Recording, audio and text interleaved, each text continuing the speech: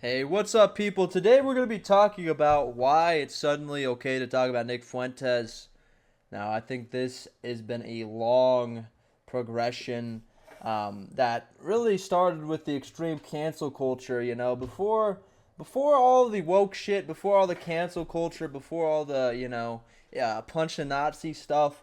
I don't think the average person really gave a shit about Nick Fuentes. We thought of him as weird incels in their mother's basement that nobody respected or wanted to hear a single word from. And then all the extreme liberal stuff happened, and now the extreme right has more of a point. It's unfortunate how these things work. So yeah, we're gonna be watching this Amy Dangerfield video about it. So yeah, let's get into it, and I'll be giving my 2 cents on this subject as well. Be the most controversial person on the internet right now. Nick Fuentes. Nick Fuentes. Nick Fuentes. Nick Fuentes, this child, this weird little gay kid in his basement. Will you ever be willing to debate Nick Fuentes? He's on a generational run. You know, of course he's passionate. He's 26. He's doing his thing. His face is everywhere on YouTube these days, but he's not actually allowed to use that platform himself. He's being denounced as a neo-Nazi and white supremacist, but his videos have gotten airtime on CNN. He's declared himself America first long before it was cool, but most of the core MAGA base actually can't stand him.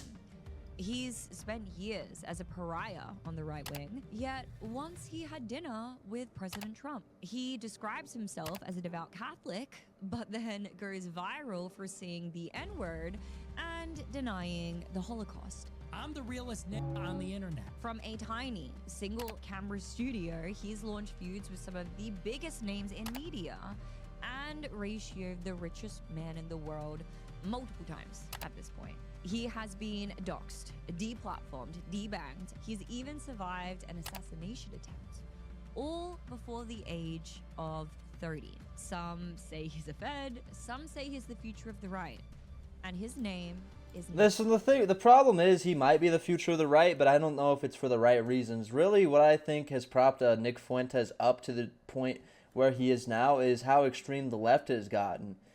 And he's the counterbalance to the extreme left, to, communism. He's the opposite, bro. He's like a Hitler-esque figure. People will give me shit for this, the Groypers will, but it's true. If you look at Hitler's early life, it's very similar to like a Nick Fuentes. He's kind of a outcast, weird, fringe kind of guy, much like Hitler was. Now, obviously, they're not exactly the same, but there's a lot of parallels in their thinking. And I don't know. I really don't know what's to come of this. He could end up having a lot of political power in the future. I wouldn't even be surprised, which I honestly think is a bad thing. The freedoms America was founded on will evaporate. I'm just saying, like, I don't know how long I'll be able to make videos like this even. I think we're so cooked as a culture, as a society, and we're going to go away from individualism and more towards some sort of weird race collective politics on one side or the other. It's what's been happening, and I think it's what will continue to happen. There's not going to be anybody reasonable that's going to bring everybody together in the country. It's only going to get more extreme, and one of the sides will eventually win. Fuentes. And that's terrifying. That's not a good thing for anybody. And suddenly, after nearly a decade on the fringes, he's landed himself right in the middle of the national conversation. So, let's talk about it.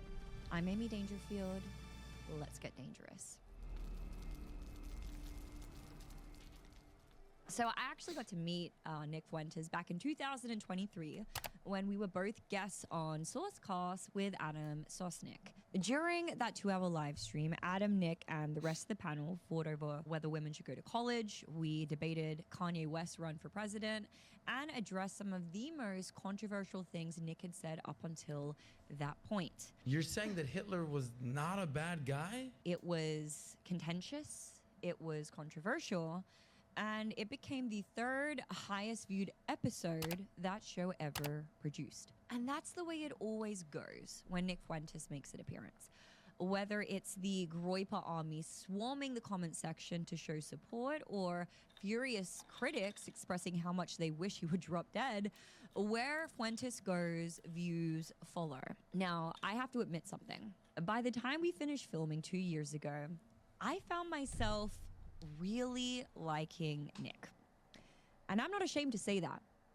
We even got a picture together after the show, which is interesting because as... Bro, I'm just saying, Nick be smashing, you know?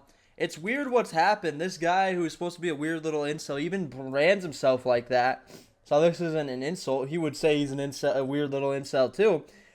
Now has hoes, bro. He has the Groiper, the top Groiper, the top frog has fucking hoes, bro. It's so weird what's happened. I don't know if anybody else has noticed this, but there's this weird fan club of all these hot women, like with their tits bouncing, like walking, while Nick is saying some shit. Like, it's weird what's happened, bro. How has this guy gone from from hoeless to having all the hoes, bro? It's just because he's popping now. It's just because he's buzzing. Let's be real. Nick mentioned himself very recently, most people on the right are reluctant to even get a picture with him. In fact, I believe he said Ashley St. Clair, one of Elon Musk's most recent baby mamas, actually got fired from Turning Point for taking a picture with him.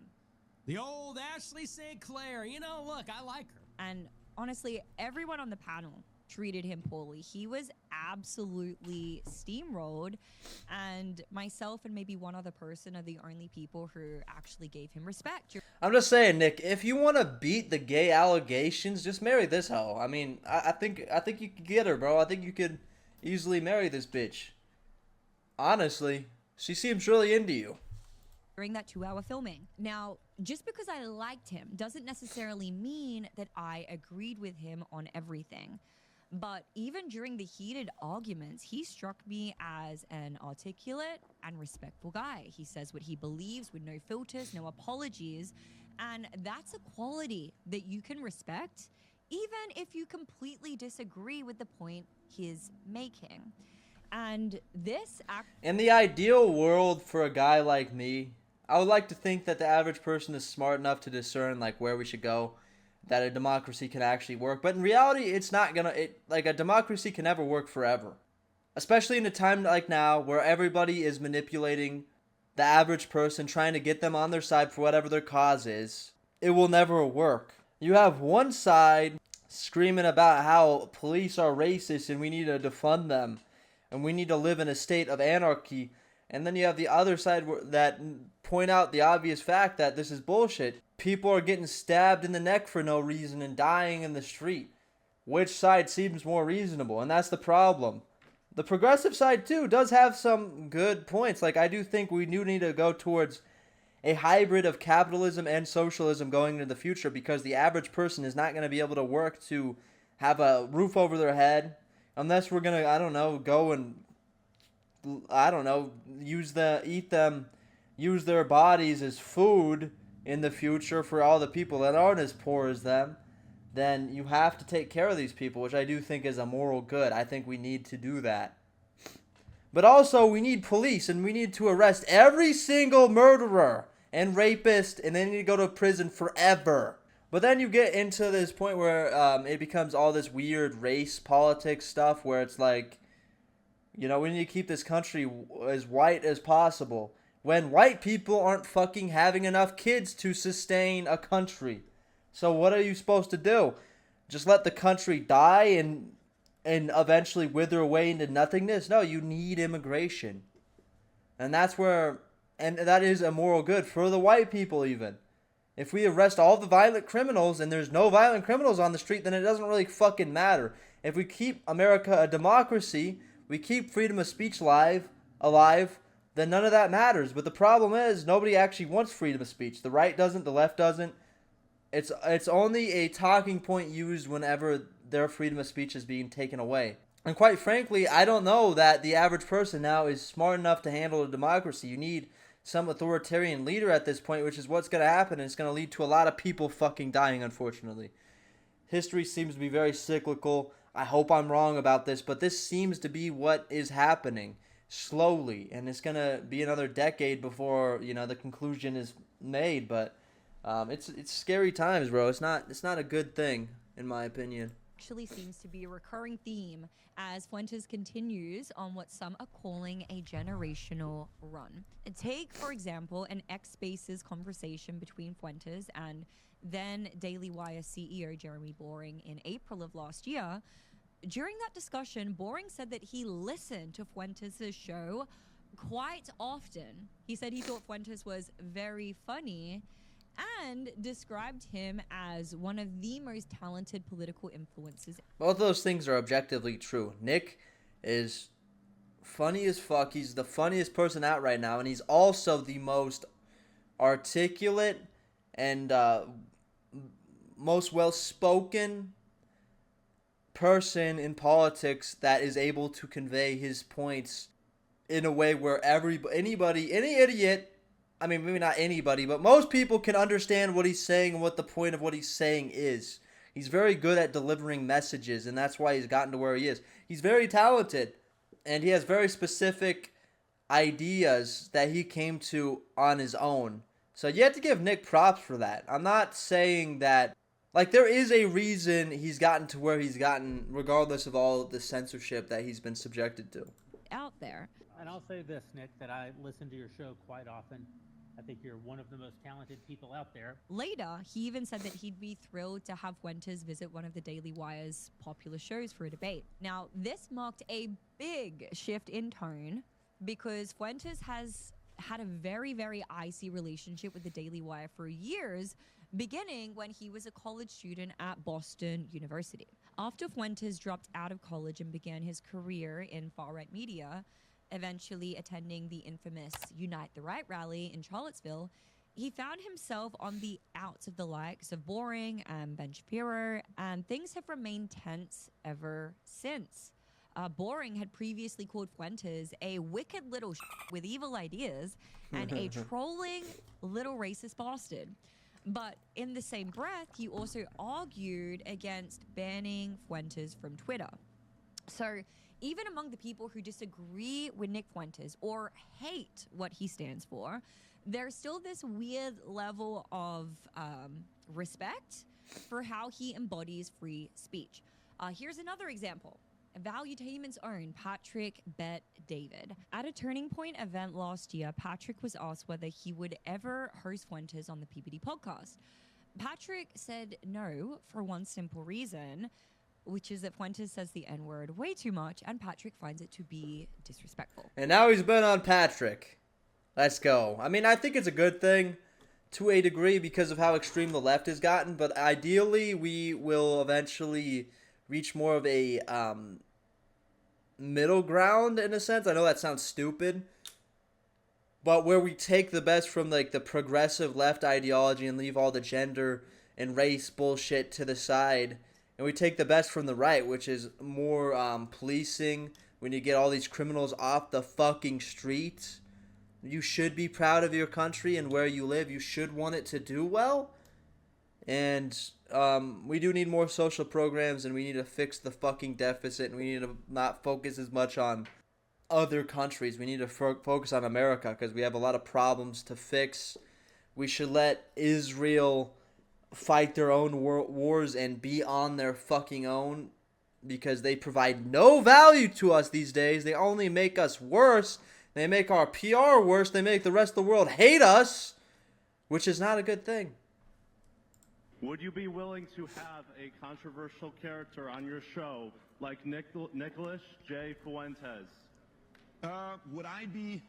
Let me tell you what I don't like. Okay. What's the purpose of saying the N-word over and over again? Tell me how that helps. You think you're somebody because you can get up and drop that word over and over again? Let's just say you want to have a good family and you live a good life. You want to have kids. Listen, as a guy that grew up on the internet, someone like Patrick can never understand why we like to, drop the N-word sometimes, why we like to meme, and it's simply an internet culture thing. If you're one of those weird kids who grew up watching Leafy's Here iDubbbz, H3H3 when all these people were still cool, or we're just a part of internet culture in some capacity in the very beginning, then it's something that's just fun. It's like a way to reject anything that the society at large wants you to be. It's like a way of rebelling. And it was fun back then, dude. Now, as you grow older, you probably shouldn't say it. I mean, it's, especially publicly, it will ruin your life. It's not a good thing. But, you know, anybody that grew up on the internet knows what I'm saying. Kids, you want your kids to see those reruns of you talking like that? I mean, listen, my son uses a certain word I don't even like speaking like that. Now, is he smart? Is he intelligent? Does he have some ideas? He does. He's a very good communicator. For me, though, if you want to have some time with me, the basis, very simple basis for me is respect. If you bring respect, I'll talk to you. If you don't, I can't do anything good. Thank you. God bless. So Fuentes responded, saying that he will indeed stop using it. We can play that clip. We're going to have to be political again. I'm going to have to be diplomatic. We're going to have to stop saying the N-word on the show. Did you see that, by the way, at America Fest? Patrick Bet-David said he wouldn't interview me because I'm saying the N-word all the time. That's so ridiculous. I mean, are you serious? But it's true. But it's true. We can't have a professional operation if we're always saying the N-word. So we all have to make sacrifices, and that is one of the great ones. So one of the great ones. I love how he immediately disagreed with himself. He was like, it's ridiculous, but it's true, but it's true. And for the most part, guys, he actually stuck by that pledge, at least for a little while. We could go ahead and play this next one, please. good to be back, my brother. Here, come on, we're brothers. But hey, good to hear from you, good to hear from, oh wait, I said we weren't going to say the N-word. Well, that's not, it's just Not like I said that other thing, you know, so we're cool, but I appreciate you. So we're Hey, cool. good to be back. Patrick saw that video and praised the profound way Fuentes communicates his message. We can play that clip, please. To say this guy knows how to deliver a message in such a profound way is an understatement.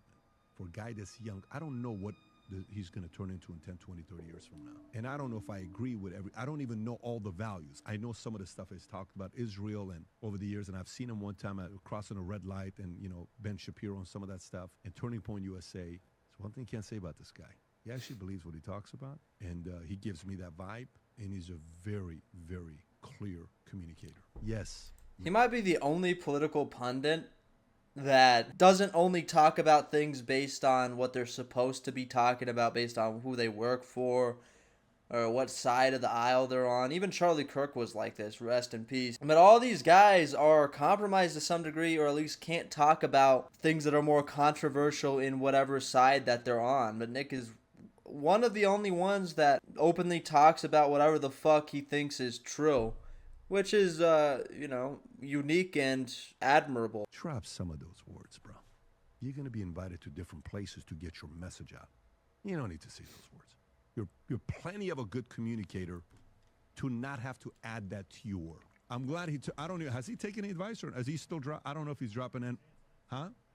Oh, good for him. Good for him. Good for him. I'm proud of him. Okay, good.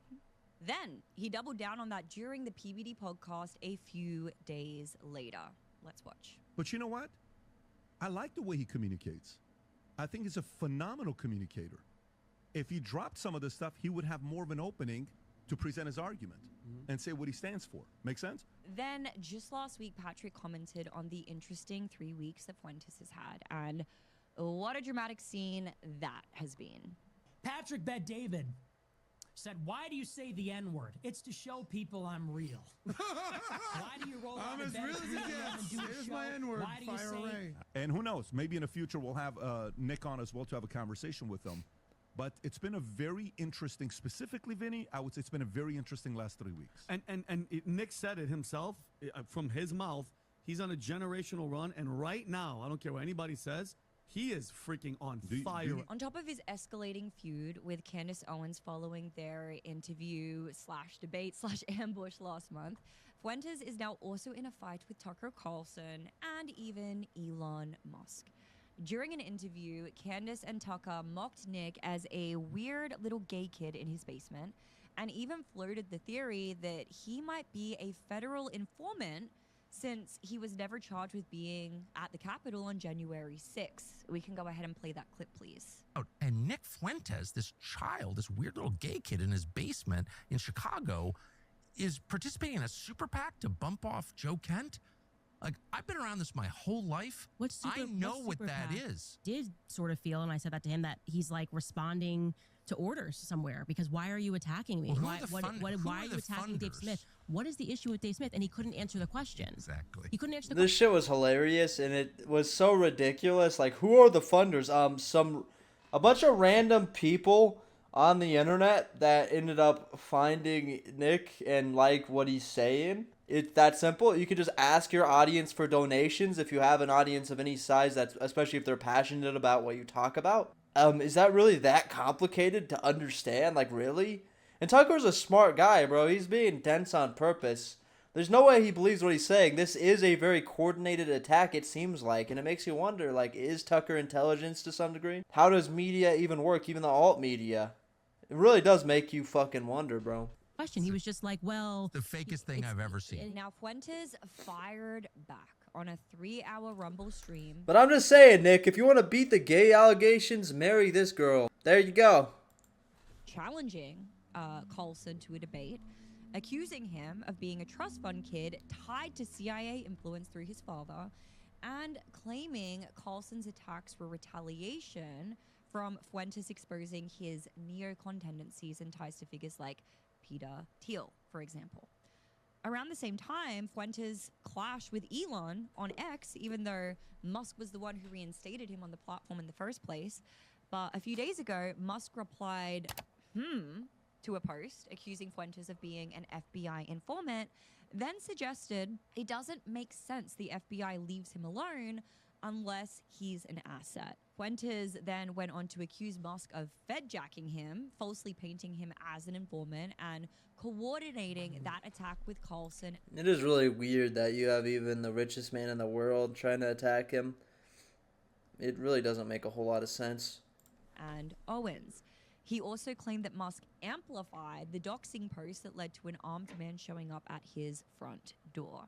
And in each case, what Fuentes said warranted a response. Elon Musk, you weren't born here. Candace Owens, your husband, wasn't born here. Go the home. That's how we know his generational run is actually real. A few years ago, no one. To believe that Nick is a Fed is the most retarded shit I've ever heard. Think about it this way. You're telling me they deleted all of his platforms to make him look authentic. They canceled him to the ends of the earth. They smeared him everywhere just to make it look like this guy's legit. And then somehow, I don't know, they turned on the algorithm on Instagram and TikTok so that he'll be seen everywhere. So that then his message would be amplified. Like, does this make any sense? This is not how these things work. If he would have had all of his platforms to begin with, he would have reached a much larger audience a lot faster. So I genuinely think a lot of people on the internet are frankly retarded. It's ridiculous to believe this guy's a Fed to any capacity. And now people are saying that he's an Israeli shill because he doesn't think that Israel killed Charlie Kirk. These people are so insane, honestly. Not someone in Elon Musk's position would have felt the need to respond when Fuentes called them out. Now, he's right there, leading the conversation. And I think PBD recognizes this, which is why he said maybe in the future we will have him on. And bear in mind, this was after Fuentes ended his rant against Tucker and Candace with more than just a few N-words. Why do you say you're going to have hate sex with Candace Owens? Why do you say it's to show you I'm the real on the show? Now, I have no idea if we're ever going to see a PBD Fuentes podcast. That's up to them to figure out. We sure did. And I'm as curious as the rest of you to see how that would go. But it speaks to a very important point. Something has shifted in our national conversation in the last 6 months that has suddenly made Nick Fuentes a person we are allowed to discuss. He's not allowed back on YouTube, but his clips are everywhere. He's a topic of discussion on some of the most high-profile political podcasts, and even CNN plays his clips whenever he criticizes Trump in a way that they like, that fits their narrative. Fuentes has built an online political machine that the establishment doesn't understand how to fight. His audience is loyal, his platform is independent, and his name is now unavoidable in political media. Even his critics have to say his name to attack him, which only fuels the cycle, right? This is why the pendulum effect matters, guys. Every attempt to cancel, silence, or debank him has forced him to innovate. He has turned the censorship campaign against him into a badge of honor. And the more suppressed he is, the angrier and louder he gets. And maybe it's because all of a sudden, other people are able to relate to him.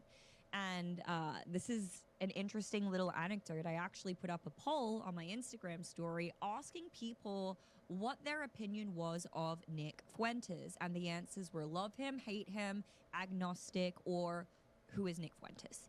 And I was very surprised to see that out of the 4,000 people who viewed that story, and I think it was about 1,000 people, or like 700 to 1,000 people who voted on it, the top selected answer was love him by a lot.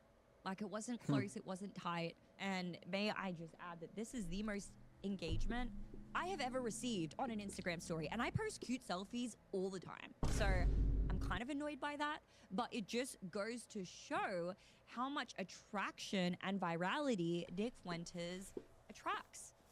And a lot of that is due to the pendulum effect of not being allowed to talk about him. Identity politics, cancel culture, and debanking are not just weapons against one man. They are tools being normalized against anyone who challenges powerful interests. Yes, there is a risk when controversial voices gain traction, but there's an even greater risk in creating a system where dissent is crushed by financial and technological forces. The pendulum is swinging. The public is growing wary of gatekeepers. And when you ban someone from every platform and they still find a way to reach millions, it tells you something. People are hungry for unfiltered voices, even the ones they disagree with. Guys, the warning is clear. Yeah, dude, I mean, that's so true. Even the left has flirted with Nick Fuentes. They're using his talking points to attack Trump, and it's hilarious what has happened. Nick has become a very prominent figure in politics, and I think he'll become one of the biggest, if not the biggest figure in politics. I do think that layer of authenticity is one of those things that really makes people like a Nick Fuentes. And we can't help it. We like authentic voices. Even if we disagree with them, even if we think if they got their way in the world, it would be a bad thing. We subconsciously really respect and on some level like seeing people just saying what they think. We keep building a society where only pre-approved speech is allowed. You will push more and more and more people to seek out the forbidden voices. And the rallying call is just as clear. In a free country, we have to defend the right to speak, to challenge, and to dissent. Because today, it's Nick Fuentes, but tomorrow, it might be you. Yeah, true. Good video. Check out Amy Dangerfield. I don't know what the hell she does, but I like this video. I don't know. Does she do anything else cool? But yeah, that's going to do it, guys. Peace out.